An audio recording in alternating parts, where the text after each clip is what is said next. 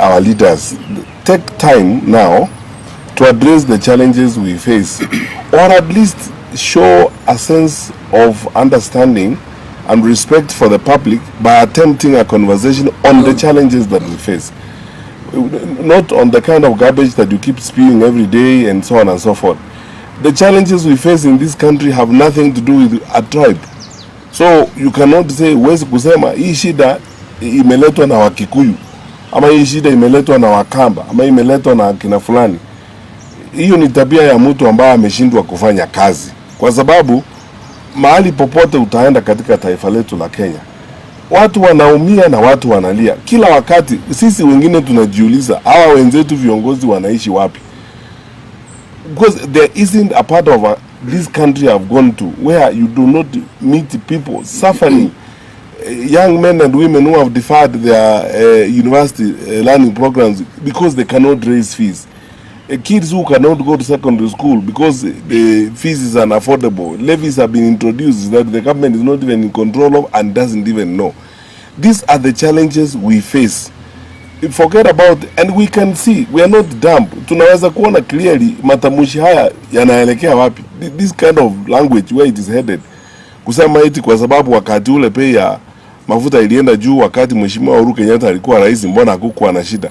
Niko na jibu. Kwa sababu we were responsible leaders, sisi tuliongea na wananchi na tukawaheshimu. Kukiwa na shida na kukiwa na maneno kama hayo, tulikuwa tunaita hata private sector, Kenya Private Sector Alliance, Kenya Association of Manufacturers na wale wengine, tunaketi chini tunazungumza nao. Viongozi wa dini wote wakituitisha tulikuwa tunafanya kikao nao, tunaongea nao na magavana na wale wengine, because democracy is government by consultation and government by consensus as you go along. Lakini sasa this arrogance that we see here and juvenile hubris that you are witnessing ndio shida. Mimi ya mwisho ningesema ni the worst mistake you can make as a government is to politicize national security issues. Tupeleke siasa kwa maneno na masuala ya usalama. Kitu ikitokea useme ni kabila hii ama ni kabila ingine, ni wale wengine, ni sehemu hii. Kasumba kama hii imetuletea shida huko mbeleni. Na tusiende barabara hiyo tafadhali, tutaumiza nchi. Tusiende barabara hiyo. Na yale ambayo yamefanyika jana, ukiangalia mambo ambayo yalifanyika Murang'a jana, mambo ambayo yalikuwa yanafanyika Naivasha, unaona wazi kwamba labda kulikuwa na mpango hapa. But I'm asking the government, if you want to prove us wrong, arrest those who are involved and present them before a court of law, because that is how you prove that you are serious. Lakini kila wakati ni excuses, you know. Maybe somebody should give award this government or record them in the Genz book of world records for being the government that has generated the most excuses to govern. Oh, we inherited empty coffers. Oh, it is Uhuru. Oh, it was Raila and Azimio. Oh, it is who. I mean, it's someone else is to blame, not their own failure to manage the country. Hiyo ndio shida. Tunawaheshimu kama viongozi wetu. Wakati umefika, if they did not see this danger, wakati umefika wa kufanya mjadala. Lakini sisi kama chama cha Jubilee ndio wa kwanza kusema tunajiunga na Wakenya wengine kukataa Finance Bill 2026, reject Finance Bill 2026. Ukiangalia yale mbaya yako kwa hiyo Finance Bill, unashangaa tutaishi wapi na tutaenda wapi. The cost of living is already unbearable for many. Kenyan workers, wafanyakazi wa Kenya saa hii. Sijui kama kuna mfanyakazi Kenya hii ambaye anatarajia ama anatasamia kupata payslip. Maisha ya kufanya kazi nchi sasa imekuwa kama ni utumwa. It's slavery. And Kenyan workers are paying every day over taxation.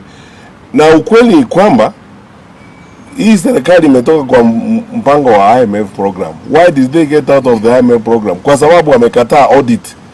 IMF inauliza audit. Na mnajua kwa nini wanakataa audit. Sisi zote tunajua kwa nini wanakataa audit. Because they have refused to accept that audit. They have gotten out of the IMF program. Sasa they are trying to look for money to plug the holes through overtaxation. That is the truth. Tuambiane ukweli na tuambie wananchi ukweli yale ambayo yanafanyika. So whether you bribe leaders of the transport sector for a day or two to get out of the street, whether you intimidate them or whatever you do, the problem does not go away. And this is the same short-termism, short-sighted way of managing the country that these people have adopted. There is a problem, throw money at it, bribe some people, or alternatively intimidate them or abduct them, or alternatively say ni kabila fulani nataka kuleta shida. You are moving all of us into a crisis and trying to profile one community. Eti you think it is going to be fashionable? Shida ambayo iko kila mahali Kenya hii. Hata ukienda Garissa, uende wapi, shida ni hiyo kila Mkenya anapitia. Sasa kwanza kuambia wananchi eti ni maneno yanaletwa na kabila moja and so on and so forth, which doesn't make sense. Ya mwisho, there are retired presidents around the world. You know, the level of pettiness that we see from this administration is shocking. You know, some of the things that people say, these guys talk about, they can make a dog cry. A president retired, and that's all. And serikali, unajua, if you cannot manage a retired president, honestly, what can you do? Utafanya nini? You know, managing a retired president is the easiest thing, because there is an act that says what that retired president is entitled to. Na mzee amefanya kazi yake, amepumzika, ako pale huko Ijaweri, anaendelea kuangalia mambo ya wajukuu wake. Sasa wewe kazi yako ni kila siku, even at the middle of the night you dream you are having a nightmare. Unaita Uhurukenyatta. You are going to call your wife or your girlfriend Uhurukenyatta in the middle of the night. Let's be serious, people. I'm telling you, let's be serious, people. Kenya deserves better. We have been independent for the last 63 years. We are respected around the world and in the region. We are asking our leaders, we are better than that. Is why in Jubilee we are saying we are better than this. We would like to change this administration because Kenyans deserve better. They deserve better leadership. And what would we do so that I don't concentrate on negatives only? We would introduce transparency and management of the energy sector differently from what you see these days. We will not engage in conflict of interest. We will not lead a government where we ourselves are doing business in the oil sector. Because in doing that, because of conflict of interest, we will not be able to regulate and manage the sector effectively. We will give an opportunity to all Kenyans. We will be transparent about what we do and accountable about public affairs. If we spend money from the petroleum fund levy or the road maintenance levy, we will tell the public what we have done in that kind of way. And even if we don't tell the public for one reason or the other, we have parliament. Parliament is the representative of the people. Elected members of parliament ought to be told and ought to be explained to everything that is happening by government. Sasa, if they don't trust the rest of us, even with the so-called G2G, why don't they take it to parliament? Our representatives are in parliament. I will be very happy and satisfied myself if members of parliament were taken through all this and all this information was given to members of parliament. Sasa hii ukora unaendelea hapa ya kuibia nchi ndio imetuleta mahali tumefika. Na wananchi wakiuliza maswali ni kupiga nduru Uhurukenyatta. Sasa Uhurukenyatta ni chorus to explain everything, including your incapacity to deal with things. Finally, the level of insecurity in this country is going out of hand. On this particular one, I am doing because I have an individual and personal responsibility as a former Minister of Interior. The level of insecurity in our country is going out of hand.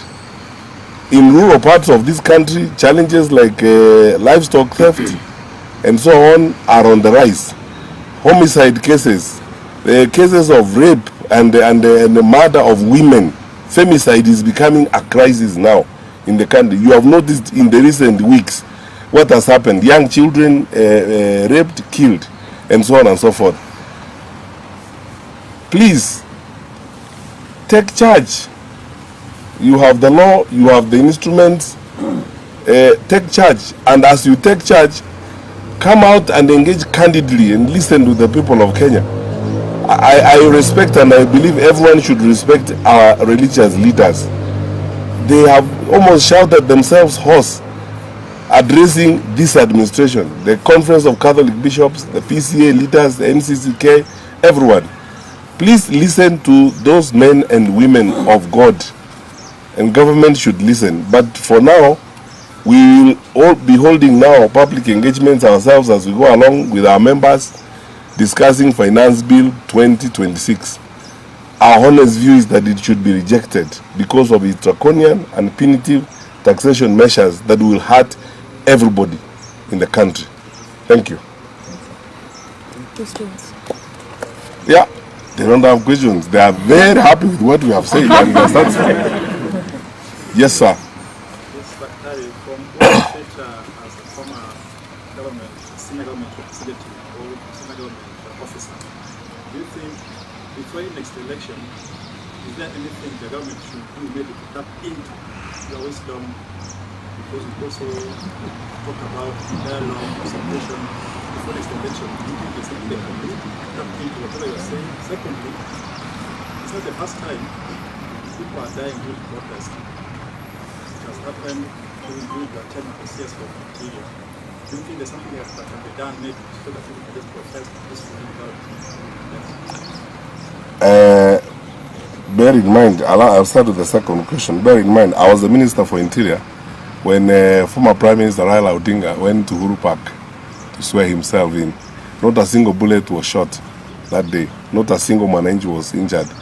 Against the advice and the pressure by even some of the people in power today that we should behave otherwise. President Kenyatta refused. I refused as the Minister for Interior, and we didn't have a problem. Responsible policing is something that this country has invested in very heavily. I mean, we have, some of you may not know, we have a security compact with the several countries. Security compact is mainly a training and support program with the several governments that support our security sector in terms of training, riot control, crowd management, and so on and so forth. Responsible policing is something that we have worked on since almost independence. Even before I became Minister for Interior myself, this has been going on. And there is also regulations called standing orders on how police are supposed to conduct their affairs. In most cases, to be honest with you, for the entire time I was there, and I have noticed the police try the best they can to respect those standing orders. The difference, I think, here is, as I said, the politicization of the security responsibilities.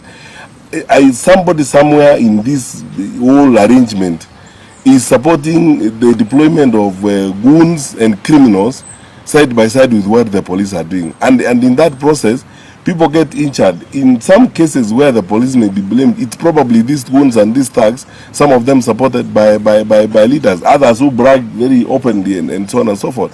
So that's why I've said several times, and I would like to say again, I know most of our leaders in the security sector. Many of them are actually serious people. They are honest, serious people. They are good officers. They need to be allowed, they need to be given an opportunity to do their work without undue political pressure. When you hear these kind of political statements that are being made, irresponsible, reckless political statements being made, they are meant to intimidate and sometimes push the security sector in a particular direction. If the police were left to act objectively, their leaders were given the way they need to act, some of the issues we are dealing with will not happen.